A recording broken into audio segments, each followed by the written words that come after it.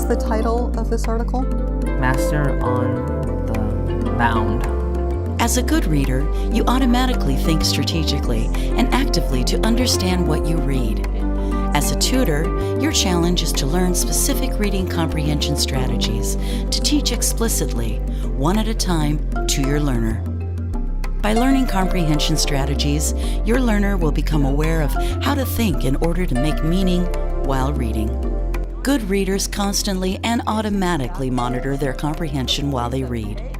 They can figure out what doesn't make sense to them and find ways to fix problems that have caused a breakdown of meaning. The Think Aloud comprehension strategy makes the process of comprehension monitoring explicit to your learner. It allows your learner to hear how you think while you read, to tune in to the conversations you have with yourself. Today I'm going to model for you using a Think Aloud. A Think Aloud is a strategy for comprehension. Lots of times when we're working with our learners are so busy learning the words, working on decoding, that when they're finished reading, they don't know what they read. So a Think Aloud is a strategy that really helps you think about your thinking. That word metacognition, to think about what you are thinking. And this strategy forces you to do that. So I'm going to model with my learner who has never seen this strategy before or used it. I am going to read a passage, and while I'm reading, I'm going to talk about what I'm thinking while I'm trying to make meaning of the text. And when I get confused, I'm going to say things like, oh, I'm confused about that. I don't understand what they mean right now. I'm even going to put a little sticky note at those places because I'm stuck. And then I'm going to use strategies, different strategies to help my learner know that you use strategies to fix up all of those sticky places that you get. As a tutor, when you're going to use this strategy with your learner, you need to think very carefully about what text you're going to use. You need to choose something that has some sticky points in it. It can't be so simple that it's very, very easy to move through the piece without any questions.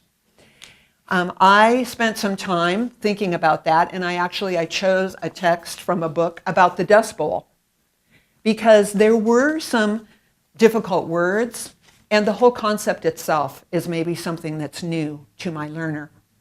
And if you notice, I put lots of sticky notes for myself as I went through the first time preparing for my Think Aloud.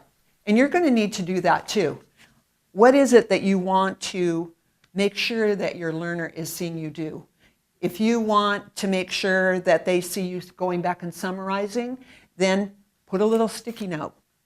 I want to summarize right here. Should I read on? Put a little sticky note. I have a little sticky note here. Oh, foreshadowing. I want to make sure that I see what's coming. Something is changing. So it's always important for you. Go ahead, put sticky notes on. Think Alouds, it's not a strategy that you learn quickly. It takes practice. It seems awkward at first, talking about your thinking while you're reading out loud. And my suggestion is when you are starting to use Think Alouds with your learner, model it often. Model it many, many times before you have your learner actually try to do it. In this situation, the learner is, I model it once and I asked the learner to try it. That is not something that I recommend for you. They need to see it done many times first. I enjoy it for many reasons. One, you can use it for lots of different reasons. Maybe you want to work on predicting. Then you use your Think Aloud about predicting. Maybe you want to use your Think Aloud for inference. You can do it. You can use it with any level learner that you have. So it's a good strategy in that way.